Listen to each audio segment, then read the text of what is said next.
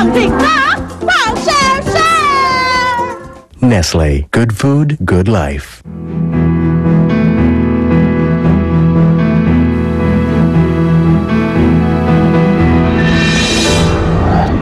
I'm sorry. Ito, angat mo lang yung paa mo dito.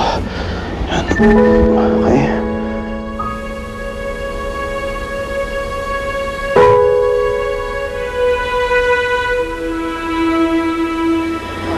Magpahinga ka na. Just let me know if you need anything. Good night.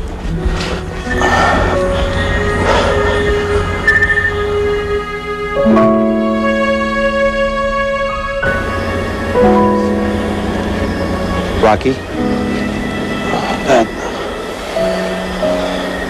Thank you.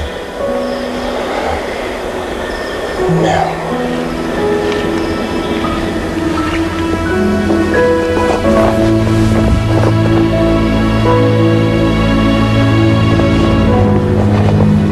Everything all right, Erica? Inaantok lang ako. Tulog na tayo.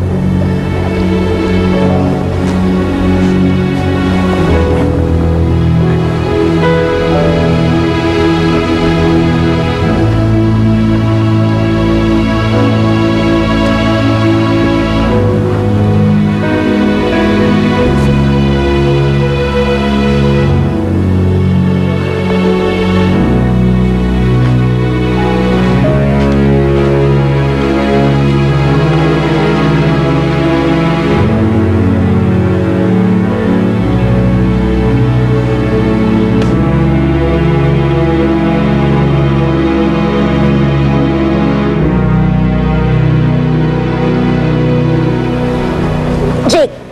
Wake up! Good morning! Hurry up, please. Sabi ko you wanted to leave early. Ito na. Bumama na. So, may nangyari na ba sa inyo ni Erica sa tent? Uy! Ano? Wala, okay. Huwag mo na alamin. Huwag alamin? Wala? Anong wala? My God, Jake. Ang bagal mo naman dumiskarte. Dinili ko na nga si Daddy for you eh. Pwede ba, ate? Pabayaan mo na lang ako sa diskarte ko, okay? Fine. I'm sorry. Sorry kung pinapakilamanan ko yung diskarte mo. It's just that, Jake, I really want this plan to work. Nakausap ko nga pala si Mommy. I told her na meron tayong plan para paghiwalayin si Dad at saka yung babae niyang yan.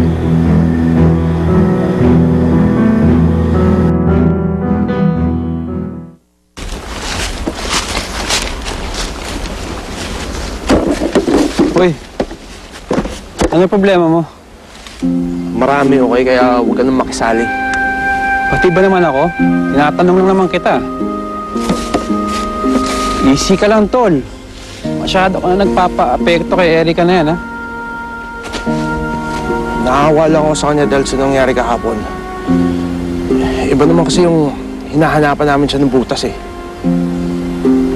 Iba din yung nasasaktan siya ng totoo. So, paano na yan? Atras ka sa usapan niyo ng ate mo?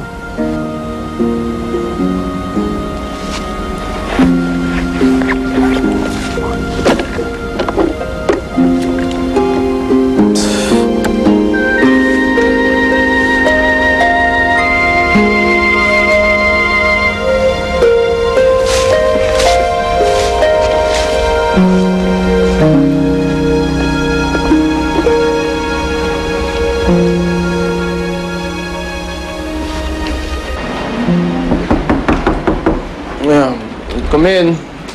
Oh, Dad. Okay.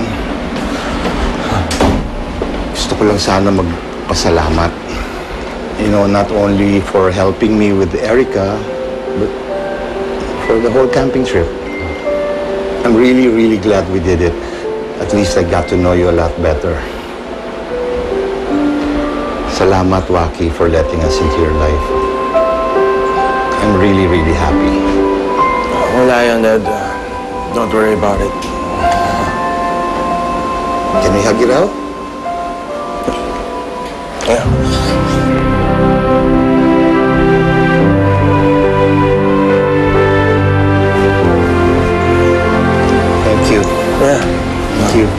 Daddy enjoyed.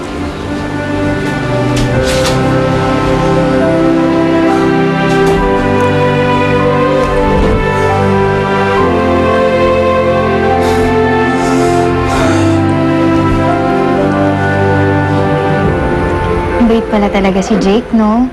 Tsaka, dami niyang alam tungkol sa mga outdoor activities. Eh, pati nga first aid, alam niya eh.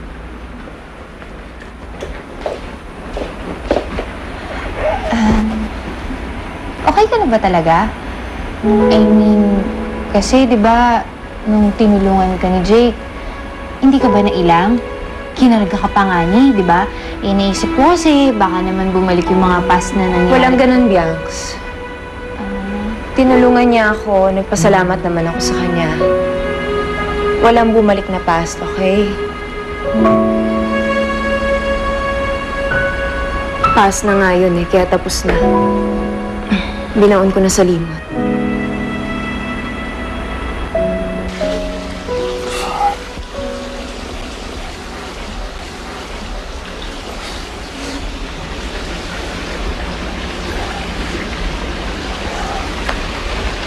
Jake! Bianca. Hindi pa pala kasi ako nakapag-thank you sa'yo. Salamat kasi tinulungan mo si Ate Erica. Salamat na din kasi sinama niyo kami dun sa camping niyo. Alam mo, sobrang nag-enjoy talaga ako nun. Kahit pa first time ko malasing sa buong buhay ko, laking pasalamat ko na rin hindi nangyari sa akin yung nangyari kay Ate Janice. Sila pala nandito, no? Akala kasi ni Ate, si Ate Janice yung girlfriend mo noon. Girlfriend? Oo. Kasi nung pinuntahan ka ni Ate Erica sa ospital noon, ang buong akala niya, si Ate Janice yung kasama mo. Nagpunta yung ate mo sa ospital? Oo. Kaya lang, wala eh. May iba ka palang girlfriend. So,